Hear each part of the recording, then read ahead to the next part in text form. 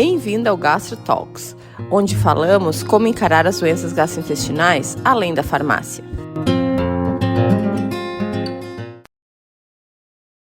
Olá, sejam bem-vindos ao Gastro Talks. Meu nome é Estela Marini Meu nome é Candice Krumel.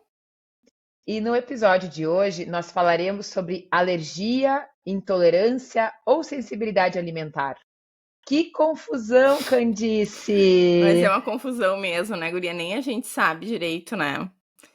E imagino para os pacientes, né? Não, e assim, eu acho que essas definições ainda não estão bem definidas.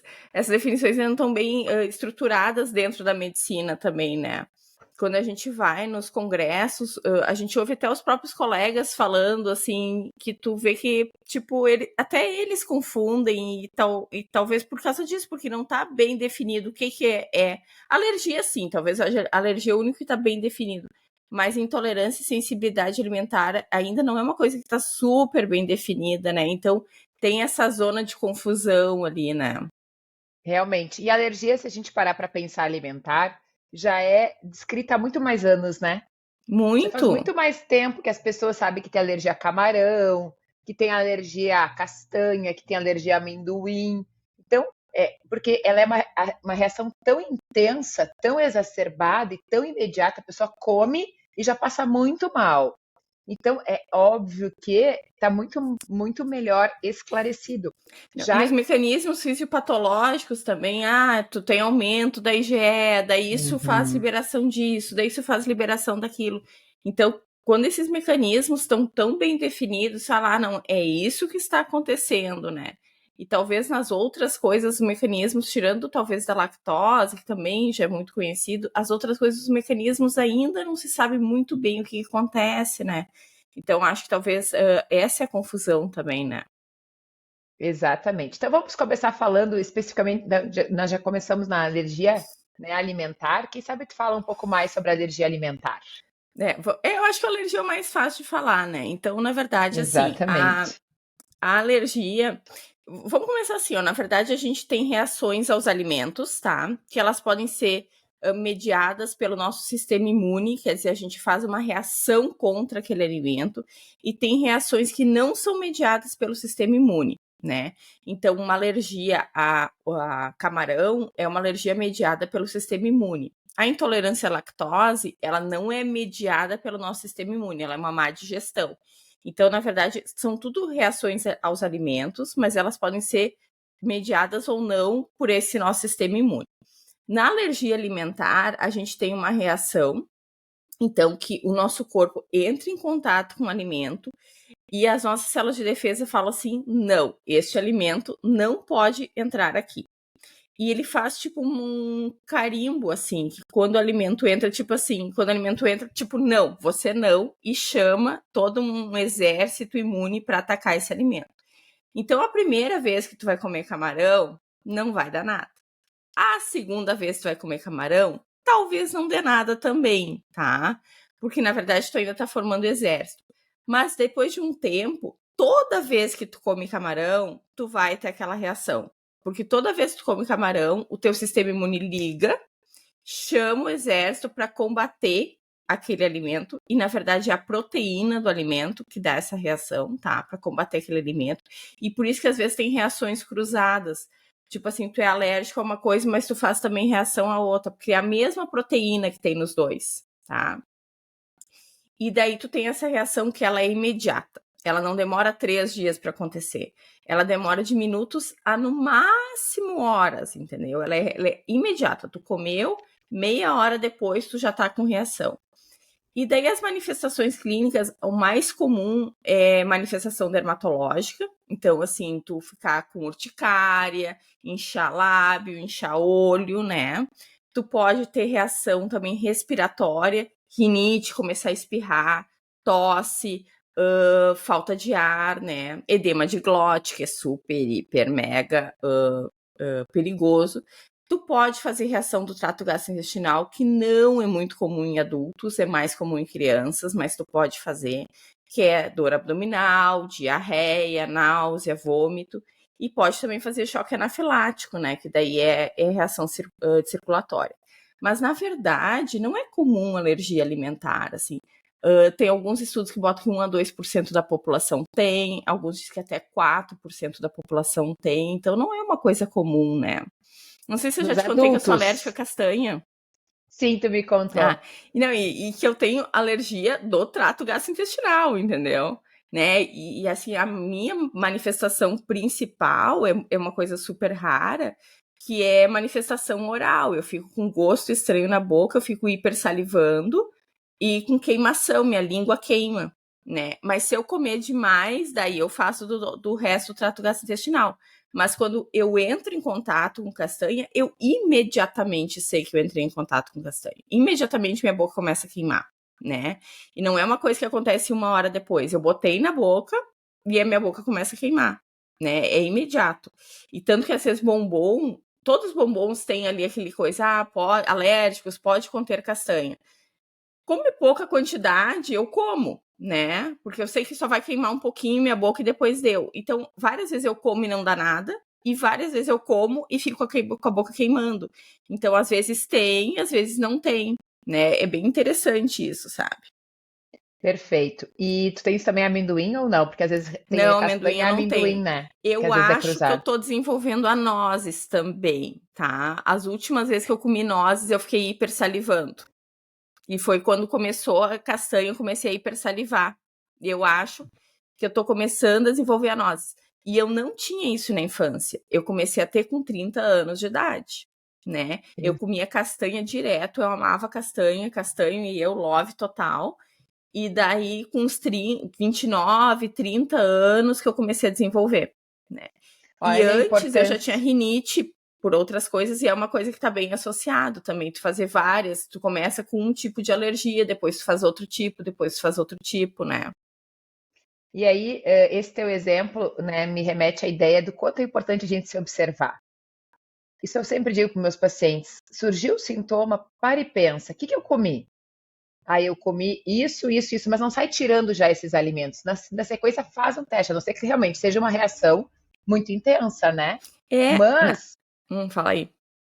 mas essa observação, aí, eu de novo comi tomate, realmente fiquei me coçando, já vi que realmente o tomate não está me fazendo bem. Ok, vou cortar o tomate então, porque às vezes as pessoas já, né, tipo, não têm certeza e já saem cortando o alimento e daqui a pouco, não, mas então acho que, não, o tomate acho que me fez mal, mas agora eu acho que a castanha me fez mal. E aí tu vai começar a cortar, cortar, cortar, né, Candice? Então, por isso que é Uhum. importante essa exposição à observação, e claro, desde que não seja uma reação alérgica intensa, como nós falamos antes, né? Tipo que dê falta de ar, que dê sintomas mais realmente mais significativos, né? Se puder realmente se expor de novo para confirmar, ou claro que dá para procurar também um alergista, fazer testes, enfim. Sim. Mas essa observação ela é sempre muito importante. Uma questão que eu gostaria de complementar, tu falaste assim, alergia alimentar ela é rara em adulto, né? Mais ou menos 1 a 2% da população, mas ela é mais frequente em criança. Isso, é E em aí, adultos, né? exatamente, aí vem a Alergia à alergia proteína mais do leite, né? frequente na criança, no bebê, na verdade, no recém-nascido, até geralmente no primeiro ano de vida, é a alergia à proteína do leite de vaca. Já nos adultos, a incidência de alergia à proteína do leite, ela pode acontecer sim, mas ela é muito baixa. Não Baixíssima, chega, né? não chega a 2% da população, enquanto a intolerância à lactose é 50% da população. Então, só Uhum. realmente reforçando que a alergia alimentar, especialmente a proteína do leite, ela é comum em crianças recém-nascidas pela imaturidade do tubo digestivo para a digestão da proteína do leite, que é completamente diferente da intolerância à lactose, que na sequência a Candice irá falar. É, Tu e na queres? verdade, assim, duas coisas que eu queria falar. Uma é que a reação alérgica é independente da dose, né? Então, assim, tu entra em contato, tu faz reação. Como eu falei, assim, eu vejo que, na verdade, para mim, depende um pouco a quantidade de reação que eu tenho com a dose. Então, assim, eu demorei para me ligar que eu tava com alergia à castanha, porque eu comia pouquinho e tinha só sintoma oral. Teve um dia que eu comi muito, muito, muito, muito. E daí eu tive, tipo assim, muito sintoma. Passei muito mal. E daí que, tipo assim, me liguei que, tipo, alguma coisa estranha estava acontecendo. Ainda mais quando eu tava comendo com meu irmão, eu dizia pra ele assim, por que será que estão botando gengibre na castanha? Não faz o mínimo sentido colocarem gosto de gengibre na castanha. E meu irmão me olhou como só o irmão mais novo olha e falou assim, que tu tá ficando louca? Não tem gengibre nenhum. Para com isso, sabe? Então eu demorei pra perceber por causa disso, porque eu comia bem pouquinho e tinha pouca reação. Mas assim, tipo assim, se uma pessoa faz alergia a camarão, então assim, eu posso comer pouquinho. Não, qualquer Nada. quantidade vai dar. Eu vejo que quando eu como coisa com traços de castanha, eu fico com a boca queimando, entendeu? Uhum. E a outra Perfeito. coisa, assim, que a gente tem aqueles alimentos que estão mais reação alérgica, né? Então, assim, 90% das pessoas têm reação alérgica. Ou a, como eu falei, assim, oleaginosas, né? Amendoim, frutos do mar, leite, soja, ovos e trigo, né? Então a maioria das alergias alimentares são por essas coisas aí, né? E até eu tava lendo um negócio, o que que Que foi? é, Eu inclusive, o falei, trigo é em função da proteína do trigo, sempre da né? proteína. Então, assim, Como a gente falou no as episódio reações sobre alérgicas, intolerância. elas são contra a proteína, né? Não tem Uhum, nada a ver com açúcar. Então, não tem assim, eu sou alérgico à lactose. Não, a lactose não dá alergia. O que dá alergia é a proteína do leite, né? uhum. Então, as reações Perfeito. alérgicas, elas são sempre contra as proteínas.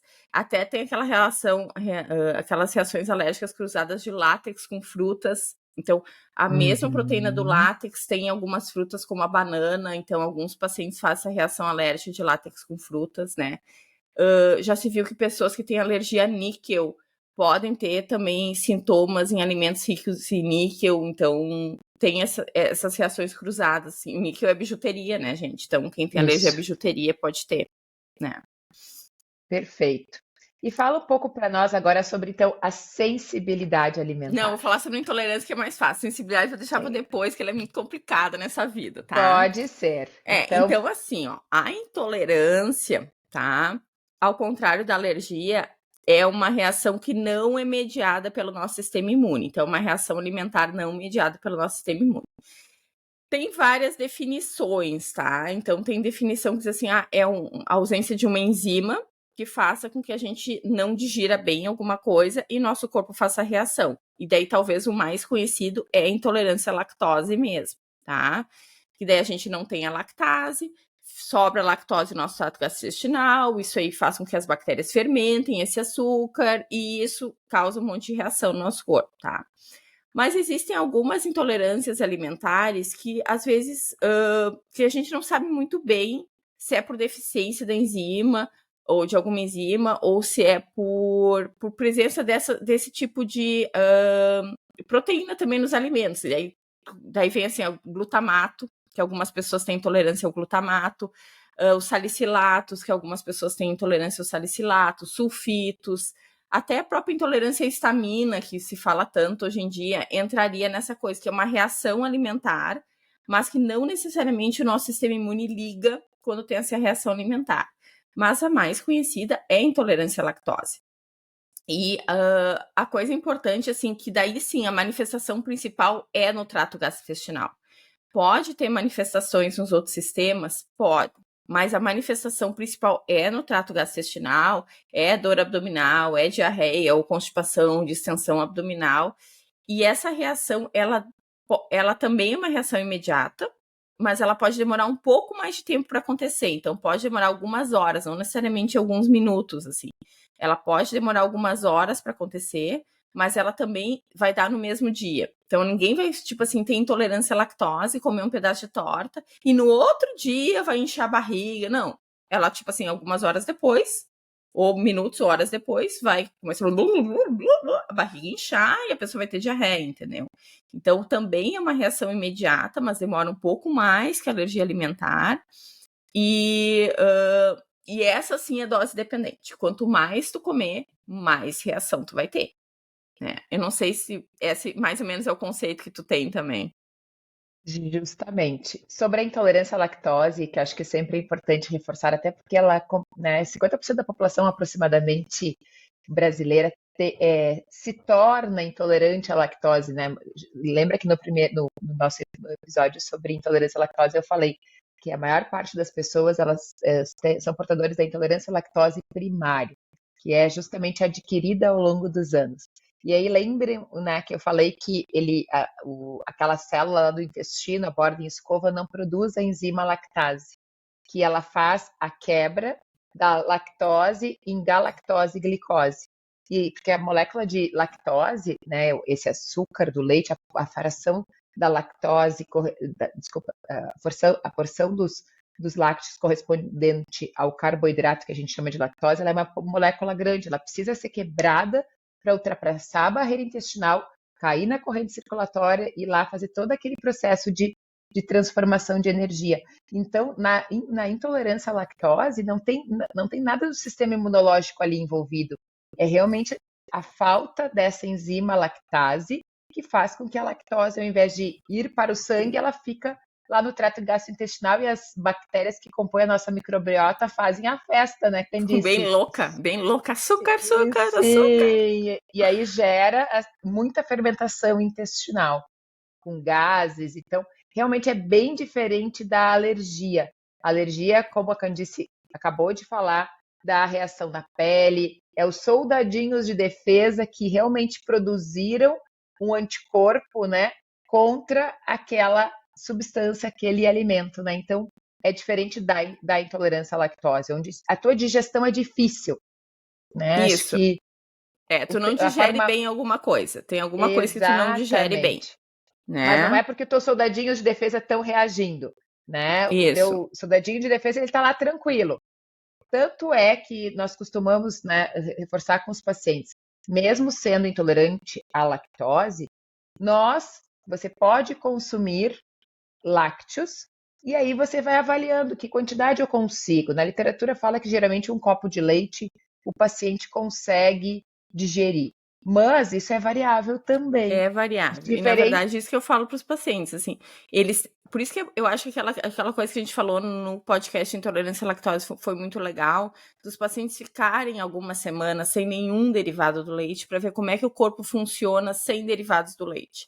Para ver se, quando eles começarem a consumir de novo, quanto eles podem comer e se os alimentos sem lactose fazem ou não fazem mal para ele, porque ele vai conseguir observar. No momento assim que tu diz assim, eu tenho intolerância à lactose, agora eu vou tomar todos os dias leite sem lactose, tá? Tu não sabe se aquilo vai funcionar ou não para ti, né? Ou quanto tu pode tomar de leite sem lactose. Então, eu acho muito legal tu ficar ali pelo menos umas 2, 3 semanas sem derivados do leite para ver, bom, meu corpo funciona assim quando eu não consumo, quando eu não tenho esse açúcar no meu corpo. Agora eu vou reintroduzir ele e vou ver quanto eu posso comer, se as enzimas funcionam, como é que isso funciona para mim, porque cada pessoa é diferente, né? Exatamente. E uma questão que eu acho importante também nós reforçarmos, que quando a pessoa realmente ela é intolerante, como tu falaste antes, a autoobservação, de novo, ela é muito importante. Por quê? Para saber a quantidade, quanto eu posso, como é que eu fico.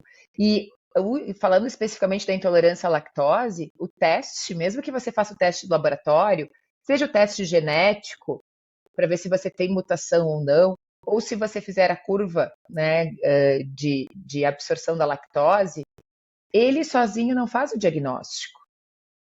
É sempre em associação com o sintoma.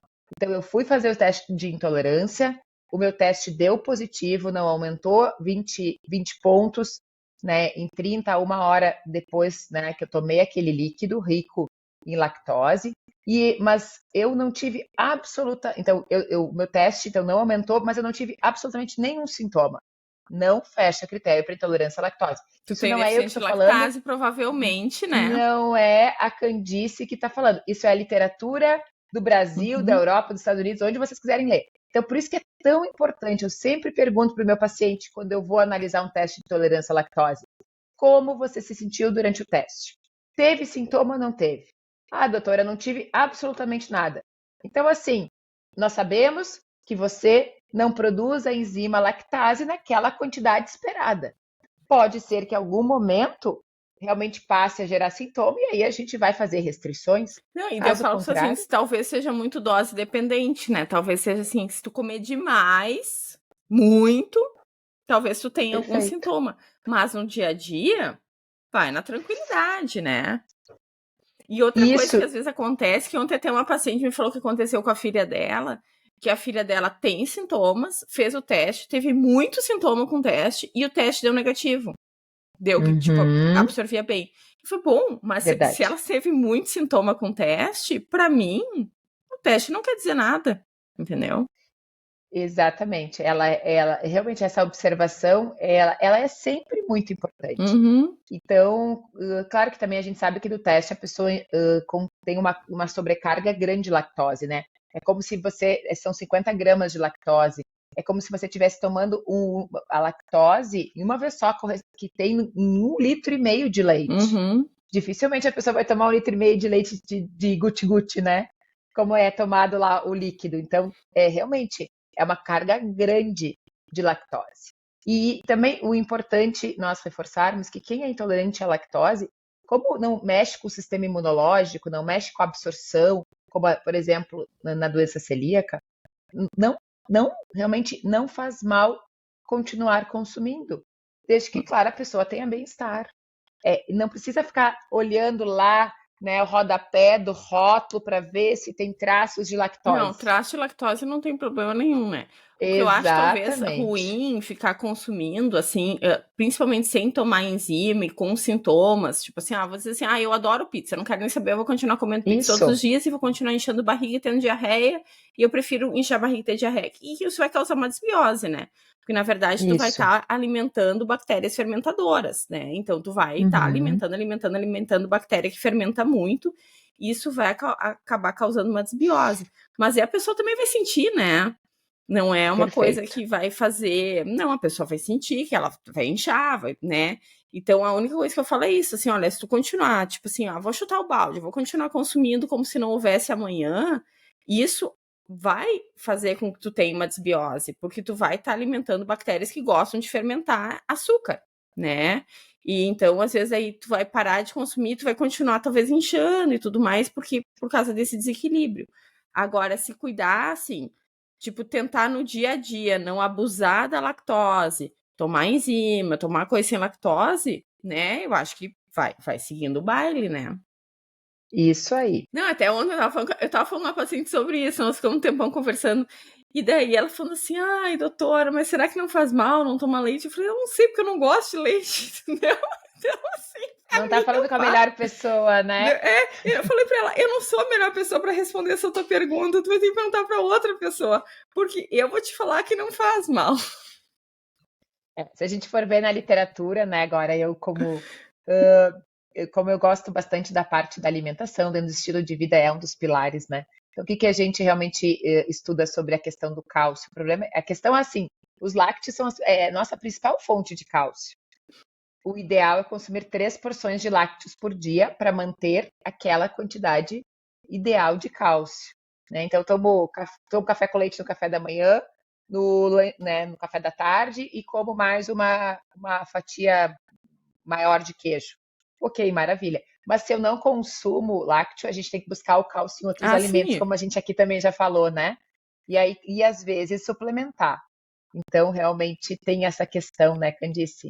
E hoje em dia está Então, muito. assim, eu vou me abster de comentários. Quando fala, assim, de consumir leite todos os dias, eu me abstenho de comentários.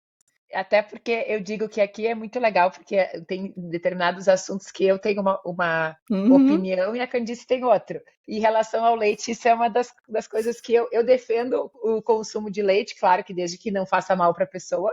E já a Candice, ela já é do grupo que já prefere evitar de consumir. Como eu digo, isso é muito.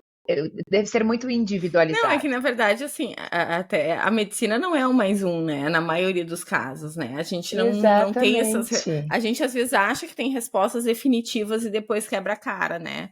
Então, eu já entendi que eu não tenho respostas definitivas para a grande maioria das coisas, né?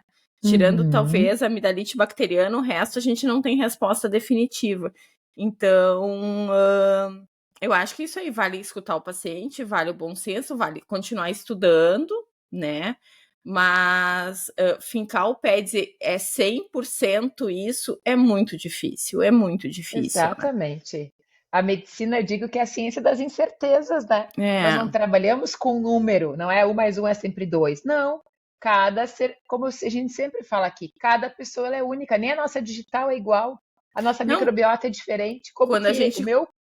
Quando a gente começou ali a fazer medicina, a ser médico, o paciente chegava com refluxo, a resposta definitiva era: você vai tomar omeprazol pro resto da vida. E tchau, Uhum, né? A gente uhum. tinha uma resposta definitiva, 100% dos pacientes a gente fazia isso, né? E hoje em dia a gente já quebrou a cara e tá tentando se remontar, né, dentro desse cenário, né? E aí a gente foi entendendo que usar omeprazol a longo prazo não é tão assim mocinho, né? Tipo, tem seus malefícios. E aí a gente, quando passou a estudar mais a fisiologia, a gente né, começa a se dar conta, puxa, mas olha só, se tem ácido no estômago, tem uma razão dele estar ali, então eu vou ficar bloqueando. Então, claro que tem caso a caso sempre, né? Paciente, por exemplo, tem pacientes portadores de doença do refluxo que tem esôfago de Barrett, que é uma mudança no revestimento do esôfago, que tem que tomar omeprazol sim, porque o risco dele de desenvolver câncer de esôfago é maior que a população. Tudo na medicina, assim como na vida, nós temos que pesar risco-benefício. E por isso que é tão importante vocês procurarem atendimento médico especializado. E aí, de posse dessa avaliação do médico, vocês vão decidir qual é o caminho.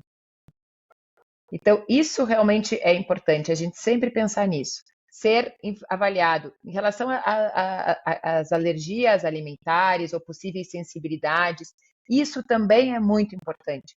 Ah, eu acho que é o glúten que está me fazendo mal. Frequentemente nós recebemos pacientes no consultório que já retiraram o glúten sem ser investigado. E uma questão muito importante que eu vejo aqui, quando nós falarmos da doença celíaca, se o exame laboratorial, só tem 2 formas realmente que nós conseguimos fazer o diagnóstico de doença celíaca, através de exame laboratorial e através de biópsia do intestino delgado. Teste cutâneo não faz diagnóstico de doença celíaca.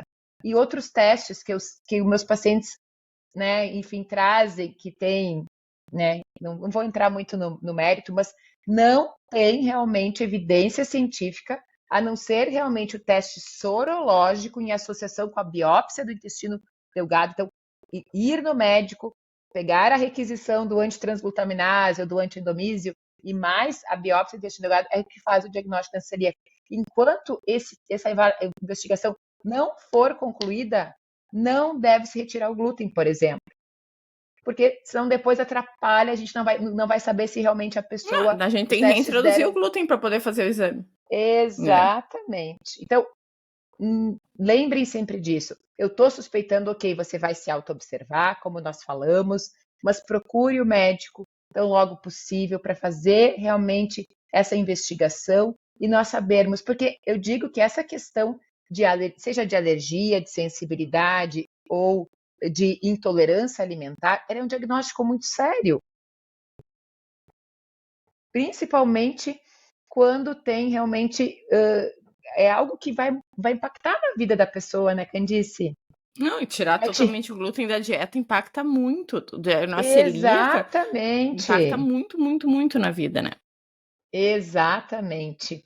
E, Bom, então, vamos seguir agora agora para eu quero que sensibilidade. tu fale sobre a sensibilidade. O que afinal é sensibilidade alimentar? Nós já Pois falamos é, sobre guria. alergia, É, nós já falamos sobre intolerância alimentar.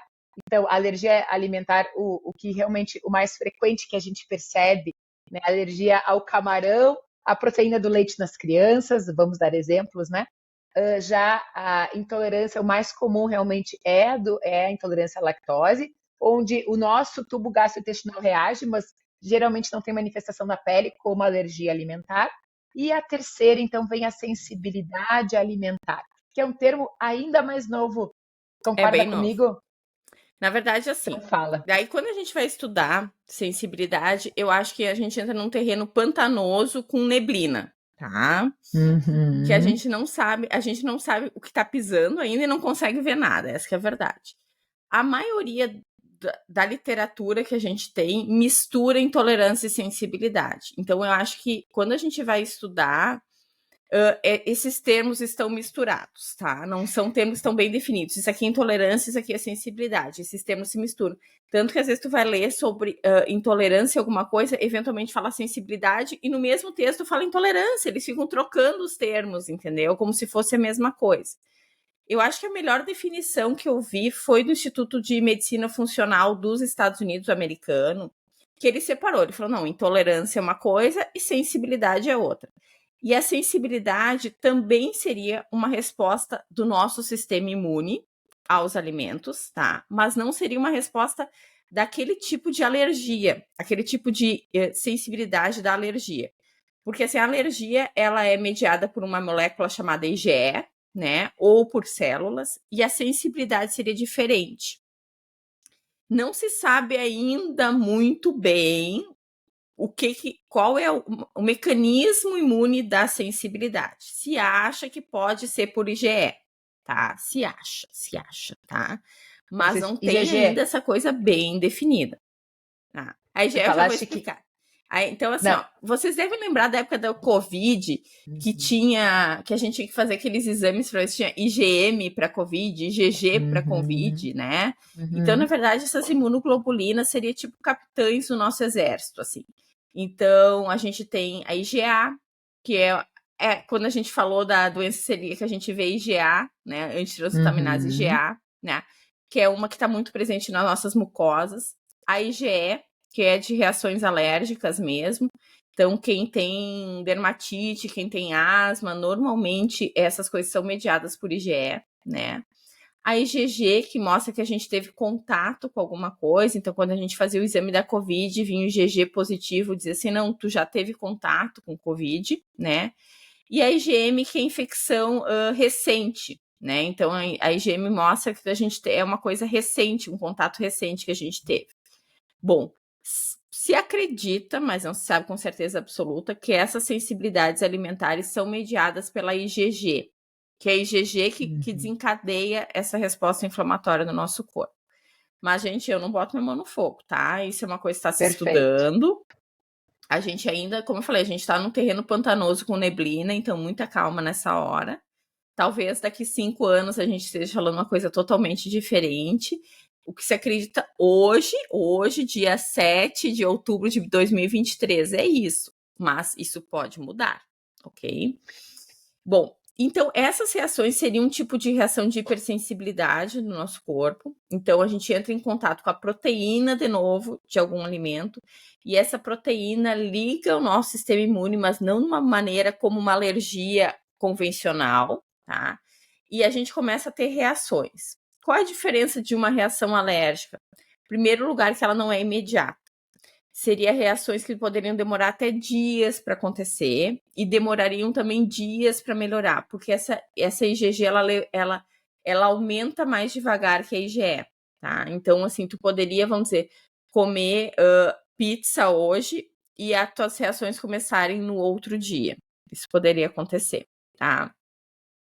A segunda coisa é que ela é dose dependente também. Então, assim, quanto mais tu come, mais reação tu vai ter, né? E a terceira coisa, que talvez seja de coisa diferente das intolerâncias, que ela também dá mais manifestação sistêmica. Então, aqui eles falam que talvez a principal manifestação é dermatológica, pode dar, assim, tipo uma alergiazinha, mas não uma alergia de urticária, mas tipo assim, dá acne na pele, pode dar dor nas articulações, enxaqueca, sintomas gastrointestinais, pode dar sintoma respiratório de piorar, rinite, tipo, mas são sintomas mais leves, não é uma reação alérgica clássica. São sintomas leves que o paciente tem e que ele vai levando, às vezes, por até achar que é normal aqueles sintomas, né? Então, diferente da intolerância, é pela proteína, né? Tem mais manifestação sistêmica e ela demora mais tempo para aparecer e demora dias para melhorar também, tá? E por isso que ela é difícil fazer o diagnóstico, né? Ela não é uma coisa assim que tá na cara. A pessoa...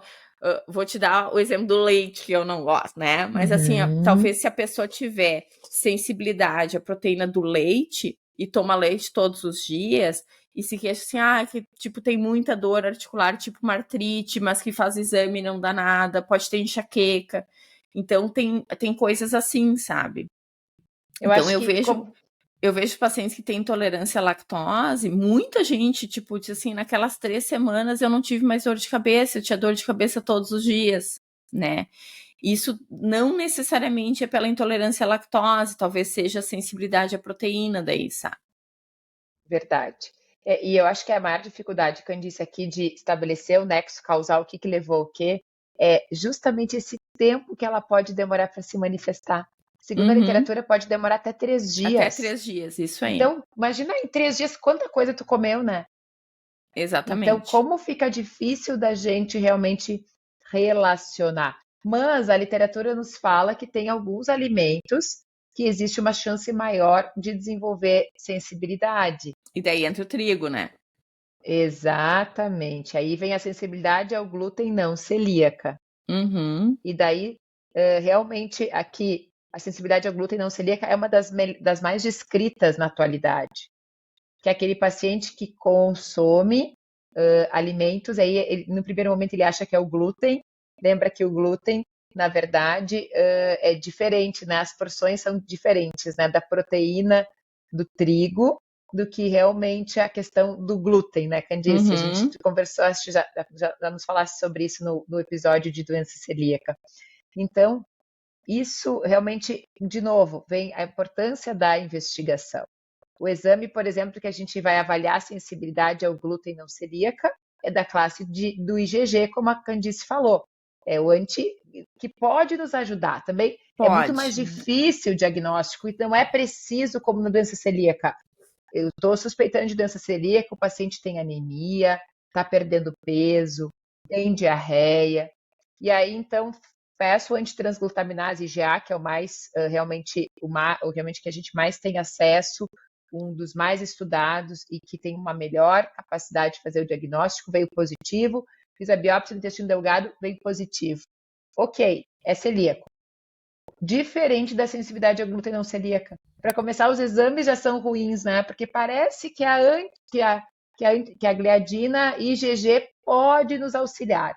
Mas ela estando negativa não quer dizer que a pessoa não tenha sensibilidade ao glúten não celíaco.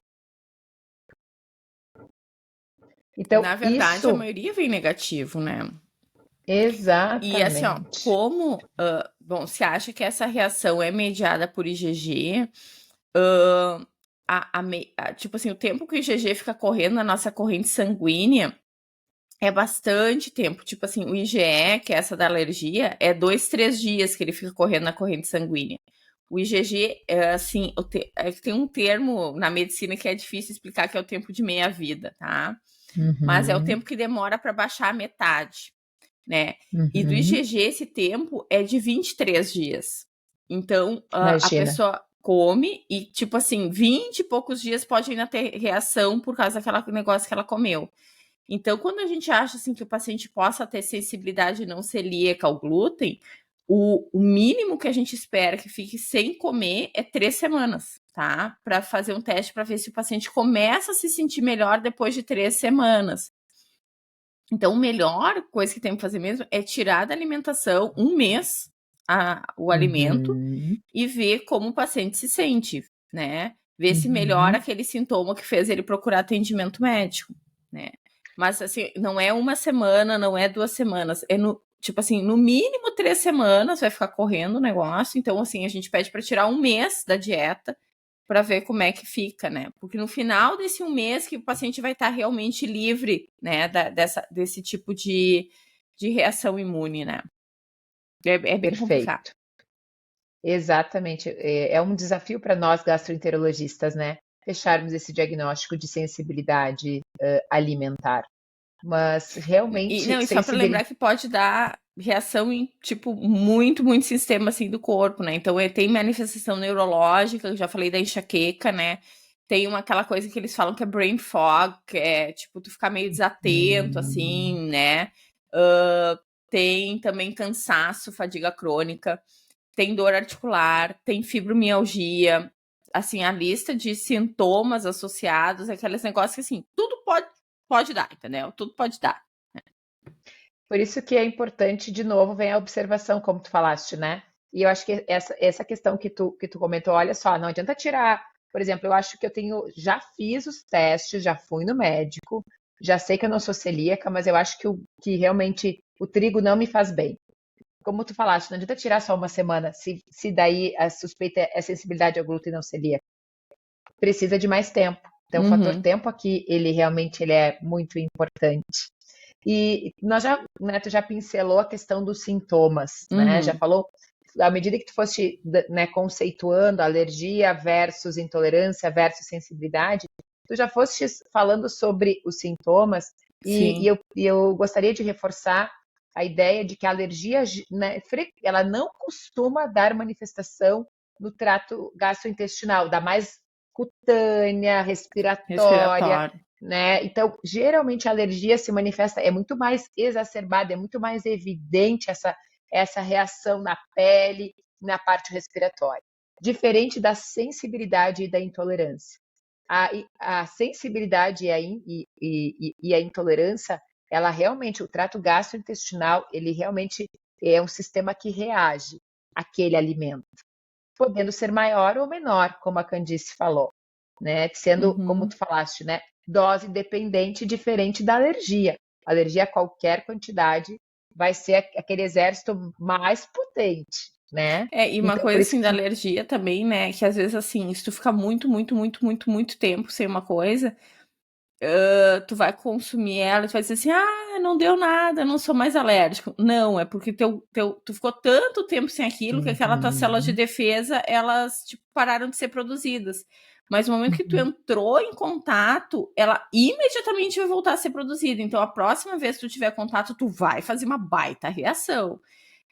Depois que a gente faz um diagnóstico de alergia, a não ser na infância, que na infância realmente, às vezes com a maturidade do sistema imune melhora, né? Mas depois que a gente faz um diagnóstico de alergia, tu vai ser alérgico àquilo o resto da vida. Esquece, tá? Já na sensibilidade, veja bem, a intolerância também, tu vai ser intolerante pro resto da vida. Mas a sensibilidade, ela flutua, tá? Porque parece que isso aí a gente não sabe porque acontece, tem a ver com o nosso sistema imune. Então, tem momentos que tu é mais sensível, né, ao glúten, e tem Uhum, momentos que tu é menos, que tu consegue uhum. consumir sem dar sintomas. Então, a sensibilidade, ela é flutuante. A alergia não e a intolerância não. A gente É não muito sabe muito difícil. bem o papel, a influência da microbiota intestinal da sensibilidade, mas Exatamente, a influência talvez seja microbiota, da permeabilidade intestinal. Então, tu tá mais isso aí. estressado, tu vai fazer mais reação, entendeu? E isso eu acho que é um ponto bem interessante. Só queria fazer um adendo do que tu falaste. A intolerância, geralmente, ela é irreversível. Depende, lembra que a gente comentou no episódio de intolerância à Ah, lactose? sim, Se eu secundária, né? tive, por exemplo, uma gastroenterite Gastroenterite. muito intensa, eu posso ficar intolerante, desenvolver uma intolerância temporária. É só o tempo das Uhum. minhas velocidades intestinais se refazerem. O mesmo acontece na doença celíaca. Daí o paciente trata, retira o glúten da dieta e aí ele volta a produzir a enzima lactase. Então, É. a Depois intolerância de uma à gastroenterite, assim, lactose. todos nós ficamos intolerantes à lactose ali umas 2, 3 semanas, né? Uhum, Depois o intestino se refaz, tá tudo certo. E na doença celíaca demora perfeito. mais tempo, né? Até 2 anos, assim, pra voltar a produzir lactase. Quando volta, né? Quando volta. E- exatamente.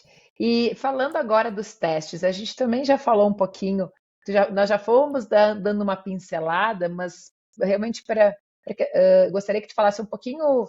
Vamos tentar ser mais didático na questão dos testes, né? Bom, vamos Vamos ver. supor Lá, que vamos eu. começar então. A alergia, o que que a gente tem, tá? A gente tem o teste sérico, que é que a gente mede a IgE, tá? Contra. Então, tu pode pedir uma Uhum, IgE total para ver se tu é alérgico, ponto, né? E tu pode pedir a IgE específica, a específica para ovo, específica para leite, tem até específica para grupos alimentares, que é aquela FX5, FX2, tá? Então, mas tu pode pedir IgE sérica. Qual o problema? Que nem todas as alergias alimentares são mediadas por IgE, né? E outra coisa, se tu fica muito tempo sem consumir alguma coisa, a tua IgE vai baixar. Então, assim, eu sou alérgica a castanha, mas eu não como castanha de jeito nenhum. A minha IgE para castanha vai ser baixa, porque talvez tá desacordado aquilo ali. No momento que eu consumir castanha, que ela vai subir, tá? Então, a IgE não é um teste perfeito, mas eu acho que ela, tipo, nos dá uma noção.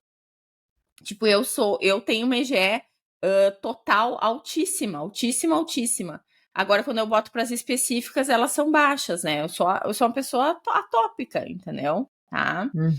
Bom, tu pode fazer também aquele teste cutâneo, que é o teste rápido, que se chama Prick Test, tá? Que é um teste que demora mais ou menos meia hora para fazer. Que tu vai fazer um pontinho assim, né? Com os antígenos que tu vai ver. Os antígenos são as proteínas que tu vai ver. E daí, depois de meia hora, tu lê qual é o tamanho da reação que o paciente fez, tá? E dependendo do tamanho dessa reação, diz se ele tem uma reação fraca, uma reação moderada e uma reação alta, né? Esse teste também é baseado na IgE, porque não é um teste rápido, né?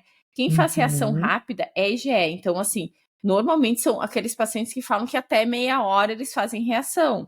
Nesses pacientes que o prick test vale. Para os pacientes que não têm alergia mediada ao IgE, o melhor teste que tem que fazer é o PET test, que é um teste que os dermatos costumam fazer, que eles raspam e colocam os antígenos e eles leem horas depois, né? Então, eu acho que talvez o melhor teste que tem para fazer seja esse PET teste mesmo, mas dá para fazer o prick test, que é esse rápido de meia hora. E claro, assim, no consultório a gente acaba às vezes pedindo IgE, porque é o mais fácil, né? O mais tranquilo de fazer. Então, para alergia alimentar, esses 3 testes que a gente tem, IgE sérica, prick test e o PET test, são esses 3, tá? Para intolerância, a única coisa que a gente tem para intolerância, assim, é os que, tipo assim, tá bem comprovado, são os testes para intolerância à lactose, né? Que a gente tem o teste sérico, que eu não vou entrar super em detalhe neles, porque a gente já fez o podcast de intolerância à lactose, que é o teste sérico, o teste genético e o teste respiratório, né? Então, assim, para intolerância à lactose, a gente tem esses 3 testes. Eu acho que o teste da curva é o que a gente, sérica é o que a gente mais usa, né? Mas dá para fazer qualquer um desses 3. Eu não acho o teste genético tão bom, porque aquilo que a gente falou, né? Ele não vê sintomas, né? O teste genético, ele só vê se tu tem ou não tem o gene. Então, tu pode ter o gene e nunca manifestar. Quer dizer, tu não ter o gene de tolerância, né? E não manifestar intolerância à lactose. Então, eu não acho o teste genético bom. Para intolerância à histamina, existem alguns testes agora, são caros, não são super acessíveis, mas tem o teste genético que dá para fazer. Tem o teste também de histamina nas fezes, que dá para fazer. O teste de atividade da enzima, que dá para fazer. Tá? Da DAO, né? É da DAO. Mas não são testes acessíveis, eu acho que não são testes que a gente consegue fazer em todo mundo, né? E para as outras intolerâncias alimentares deu, né? Até a intolerância à frutose, que na verdade seria uma má absorção, também tem teste, que é o teste respiratório. E é isso, né? Não tem mais muita coisa para intolerância. Isso que eu te falei, a gente está muito engatinhando, né? Intolerância à frutose seria o teste respiratório, da lactose, geralmente a gente pede teste laboratorial, mas pode fazer também o respiratório. E da histamina, acaba que, eu não sei no teu caso, mas como realmente são exames caros e ainda com uma validade questionável, porque eu acabo muitas vezes sugerindo para o paciente fazer aquela observação, né? Passar a lista dos alimentos que mais causam intolerância. A gente vai fazer um episódio específico sobre intolerância à histamina, né? Mas realmente ele é um primeiro passo. Aí, se o paciente realmente tem sintoma, daí eu costumo investigar através de exames, mas é bem isso que tu falaste, né? São esses 3, para esses 3 grupos de alimentos. O que a gente tem é isso por enquanto. Eu acho que no futuro vai ter mais, né, guria? Mas porque tem. Eu falo para os pacientes, acho que daqui 10 anos nós vamos estar voando. Tá, nós vamos estar voando. Porque tá se falando muito disso. Agora a gente vai nos congressos de medicina e eles estão falando disso. Quando a gente ia 5 anos atrás, ninguém falava nada disso. Zero. E agora tá se falando. Então eu acho que daqui 10 anos a gente vai estar voando, né? E a gente cada vez mais entende a questão da individualidade de cada um. Sim. Não significa, como tu falaste, né? Para mim, castanha não faz nada, para ti é ruim. Então, assim, ó, É. ok, tá tudo bem. Como cada um reage? E essa personalização da alimentação, ela é muito importante. Por isso que eu acho que é muito complicado, assim, às vezes a gente lê algumas postagens, tipo, tal alimento, ele é horrível para a saúde. Gente, depende, Depende da depende, pessoa. depende da pessoa. Para quem é celíaco, realmente, o glúten é terrível para a pessoa, porque ele desencadeia toda uma desorganização do sistema imunológico, inflama o intestino delgado, que é uma área muito nobre, mas para a pessoa que não é celíaca, pode não gerar E nada. Então, talvez aquilo que a gente já falou um zilhão de vezes, que a nossa avó também falava, e nossa bisavó também falava, que é moderação, né, gente? Porque tudo que a gente faz em excesso é ruim. Então, assim, se tu comer pão no café da manhã, massa no almoço, uhum, bolo de uhum, tarde, pizza de noite, o glúten provavelmente vai uhum. fazer mal pra ti, por causa, tipo assim, porque tu tá exagerando, entendeu? Né? E também Então, também tem isso, né? exatamente. E aí, como nós falamos no podcast sobre permeabilidade intestinal, o alimento vai se tornar inflamatório se eu não comer alimentos que são bons para a minha microbiota intestinal. Então, o equilíbrio de novo, né? A não ser em situações realmente bem pontuais, Assim, como a gente já mencionou, né? Quem é celíaco realmente não pode consumir glúten, porque realmente ele tem o sistema digestivo dele não tolera. Mas no resto das outras condições, as sensibilidades alimentares, como tu bem mencionaste, não significa que a pessoa tem que tirar completamente o glúten da alimentação, aliás, o trigo da alimentação, né? Realmente ela vai observar e vai ver, realmente dois biscoitinhos não me faz nada, ok, segue a vida. uhum. Não vai Não, e causar. como a gente falou, às vezes é por épocas, né? Porque a sensibilidade ela Uhum, flutua. Então, assim, vou uhum, dizer que assim, eu tô num período mega estressado na minha vida, tô com muita enxaqueca, tô com sei lá do que. Talvez, mas isso assim, depois de tu se conhecer muito bem nessa vida, talvez neste período seja bom tu cuidar mais da alimentação e tirar aqueles alimentos que tu acha que não te fazem tão bem. Agora tu tá perfeito. numa outra fase da tua vida que tá tudo bem, blá, blá, blá. Cara, tu pode consumir as coisas tranquilo. Então, às vezes é por épocas, né? Então faltou agora falar só sobre Fala os da testes na sensibilidade. sensibilidade, que é mais Pois é. complicado ainda, É né? mais complicado ainda. Então, assim, ó, não existe nada que, como tu falou, né, antes, não existe nada que do ponto de vista médico, assim, seja super definido que esse é o teste certo para fazer e esse funciona. Não existe, tá? O que pode se fazer é a IgG sérica contra os alimentos, que também é um Uhum, teste caro, né? Não é um teste barato, não é um teste que os convênios ou o SUS paguem, né? E que tem resultados conflitantes, tá? O que eu falo para os pacientes é o seguinte: quem acredita no teste fala assim, que vai mostrar se tu tá fazendo muita reação contra aquele alimento ou não, tá? Quem não acredita no teste vai dizer assim: toda vez que tu entra em contato com algum alimento, tu faz reação contra aquele alimento, algum tipo de reação, tá? E daí vai aparecer que tu fez reação contra aquele alimento, tá?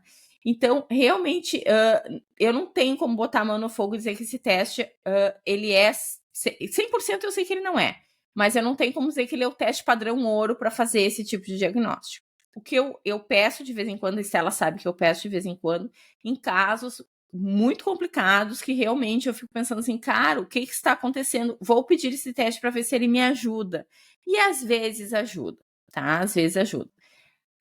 Há uns 2 anos atrás, quando eu comecei a estudar isso melhor, eu fiz todos os testes que eu podia fazer em mim. E eu tenho muito pouca reação, assim, muito pouca reação mesmo. Tirando minhas alergias, né? O resto eu tenho muito pouca reação. E no meu teste veio positivo para leite, tá? Que é uma coisa que eu consumo pouco, mesmo queijo eu não consumo muito, assim, tá? Veio positivo para glúten, que é uma coisa que eu também não consumo muito, mas eu consumo pelo menos uma vez por semana, né? Como uma pizza, alguma coisa eu consumo, então, né? E veio positivo para ovo, que realmente o ovo é uma coisa que eu como bastante. Eu como quase todos os dias eu como ovo, tá? Se fosse dar reação para coisas que eu consumo muito, ia dar reação para arroz e feijão, que é uma coisa que eu consumo quase todos os dias, praticamente todos os dias, e não deu, tá? Então, eu acho que o teste, eu acredito um pouco nele, eu não acredito 100%, mas eu acho que ele nos dá, quando a gente está com um caso muito complicado, ele às vezes nos dá um norte, ele nos dá uma luz para que lado a gente tem que ir, sabe? É que, na verdade, o teste não avalia a questão da epigenética, né? É, Que é o todo, né? Ele olha só a questão do tá, ok. A Estela tem uma facilidade ou não na digestão de tal alimento, ou tem uma tendência a não reagir tão bem ao consumo, mas não quer dizer isso. que se o meu organismo vá realmente reagir dessa forma, né, Candice? Então ele pode nos trazer um norte, mas realmente acaba É. não sendo. Acho que nós Não, temos muito ainda para ele não é um evoluir, teste né? validado. Ele não é um teste validado. E eu Exatamente. acho que a gente também não pode levar. Vou dar um outro exemplo. Tu tem um paciente que tá com um super aumento de permeabilidade intestinal. Ele faz o Uhum, teste, vai dar positivo para tudo. Daí tu vai tirar tudo da uhum, dieta dele? Não dá, Não é a entendeu? hora, né? Não é a Né? hora. Então, assim, daí nesses casos que eles falam, pra tu pegar as coisas que tem mais reação e tirar aquelas coisas que tem mais reação, tirar só aquilo. Porque não tem como tirar tudo. Eu achei Tem. interessante no meu caso que deu reação a isso, entendeu? A minha mãe fez o Uhum. teste também, uma época, para ela deu, para minha mãe que tem muito mais sintoma do que eu, ela deu reação só à carne de cordeiro, guria. E é uma coisa que Olha ela só. comia uma vez por semana aqui no churrasco, entendeu? E Uhum, ela deu uhum. reação só à carne de cordeiro, não deu reação ao glúten, não deu reação ao ovo, não deu reação a nada disso, sabe? Claro. Então, é bem isso que tu falaste, né? Em casos individualizados, e aí é muito importante a avaliação do seu médico novamente, né? Mas a Uhum. sensibilidade ao glúten não celíaco, por exemplo, que é a que a gente mais investiga, acaba que o único teste que a gente realmente tem validado seria, talvez, a antigliadina IgG, mas assim, também com uma Que menos de acurácia, ou seja, 50% dos pacientes têm positivo, né? exatamente. Então ainda é muito falha essa nossa investigação. É muito mais poderosa a observação do paciente do que realmente o exame em si. Eu tenho pacientes que daí, né, fiz o diagnóstico, né, descartou doença celíaca, então volta não, continua consumindo e o paciente não, eu não consigo, me dá dor de cabeça Uhum. quando eu como glúten, eu não me sinto bem, eu sinto fadiga, ok, tudo bem. Então, É ela sensibilidade não fecha celíaca, critério né? para sensibilidade não celíaca. Então, essa observação Uhum. realmente ela é importante. E agora já estamos, né, nos encaminhando para encerrar, Guria, temos falta 3 minutos e a gente não falou três tratamento. minutinhos. E É que sobre o tratamento tratamento, então? depende do negócio, né? Na verdade, tu já falou de alguma forma, né? É. Então, vamos lá. Na Eu acho alergia, assim, o então. tratamento das alergias não adianta, tá? Tu tem alergia, esquece, tá? Deu. Acabou, né? Tem alergia era isso. Como eu te falei, assim, a minha alergia é uma alergia leve, né? E ela é mais, assim, de sintomas de ficar ardendo a minha boca. Então, assim, eventualmente eu consumo coisa que diz ali traços de. Agora, se tu tem uma alergia respiratória, eu tipo assim, eu acho que nem traços de, entendeu? Porque tu pode fazer Foge. edema de glote e era isso, né? É Era isso aí. isso, tá? Então, assim, tu tem alergia, esquece. Não vai mais poder consumir. E faz parte da vida, tá? Nas intolerâncias é muito dose dependente, então pequenas quantidades dá para consumir. Grandes quantidades, tu tem enzima, tu pode tomar enzima. Se não tem enzima, grandes quantidades vão causar reação. E às vezes eu falo para os pacientes, assim, eles falam, mas eu fui no negócio, não tinha enzima, blá. Então tá, então aceita, sabe?